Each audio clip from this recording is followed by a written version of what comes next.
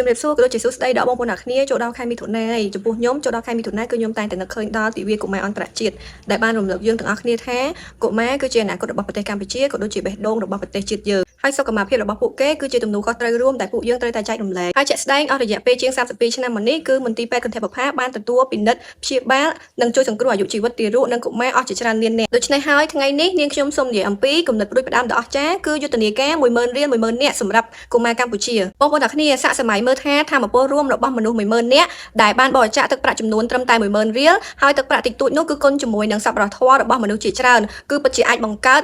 ឥទ្ធិពលដ៏ធំធេងខ្លាំងមែនទែនហើយឥទ្ធិពលដ៏ធំធេងនោះគឺបានផ្ដល់ថ្នាំពេទ្យជាច្រើនក៏ដូចជាមូលនិធិដល់ការវះកាត់សំខាន់ហើយនឹងធានាថាកុមាររបស់ពួកយើងគឺទទួលបានការថែទាំសមនឹងអ្វីដែលគេទទួលបានដូច្នេះហើយបងប្អូនចង់អំពាវនាវឲ្យបងប្អូនទាំងគ្នាចូលរួមយុទ្ធនាការនឹងខ្លាំងមែនទែនហើយម្យ៉ាងវិញទៀតចំពោះបងប្អូនដែលគាត់ប្រើប្រាស់ mobile app របស់អមរិតហើយមានបំណងចង់បរិច្ចាគគឺងាយស្រួលខ្លាំងមែនទែនដោយសារតែ mobile app របស់អមរិតគឺមានមុខងារក្នុងការបរិច្ចាគនឹងស្រាប់តែម្ដងអញ្ចឹងដើម្បីបរិច្ចាគគឺបងប្អូនទាំងគ្នាចូលទៅកាន់ mobile app របស់អមរិតហើយបន្ទាប់មកគឺយើងយកពាក្យថាទូទាត់ប្រាក់បងប្អូនទាំងគ្នានឹងឃើញមុខងារជាច្រើនហើយនៅក្នុងនោះផងដែរក៏មានមុខងារថាបរិច្ចាគដែលវាជាមូលនិធិគុណភាពបុប្ផាកម្ពុជាតែម្ដងហើយដោយសារតែក្រុមគ្រួសាររបស់បងប្អូនឥឡូវមានសមាជិកចំនួន5នាក់អញ្ចឹងបងប្អូននឹងបរិច្ចាគចំនួនទឹកប្រាក់ 50000 ជូនទៅកាន់មូលនិធិគុណភាពបុប្ផាកម្ពុជាយើងតែម្ដងអញ្ចឹងសម្រាប់បងប្អូនដែលប្រើប្រាស់ mobile app របស់អមរិតហើយចង់បរិច្ចាគកុំភ្លេចចូលរួមទាំងអស់គ្នាណាវីដេអូហ្នឹងបងប្អូនមានតែប៉ុណ្្នឹងទេអរគុណបងប្អូនអ្នកគ្នាដែលតែងតែមើលវីដេអូខ្ញុំដល់ចប់ហើយសង្ឃឹមថាបងប្អូនអ្នកគ្នាចូលរួមជាមួយនឹងយុទ្ធនាការហ្នឹងទាំងអស់គ្នាហើយកុំភ្លេចចូលជួយ follow Facebook page ក៏ដូចជា IG របស់កាប៊ីនគ្រូផងបាយបាយ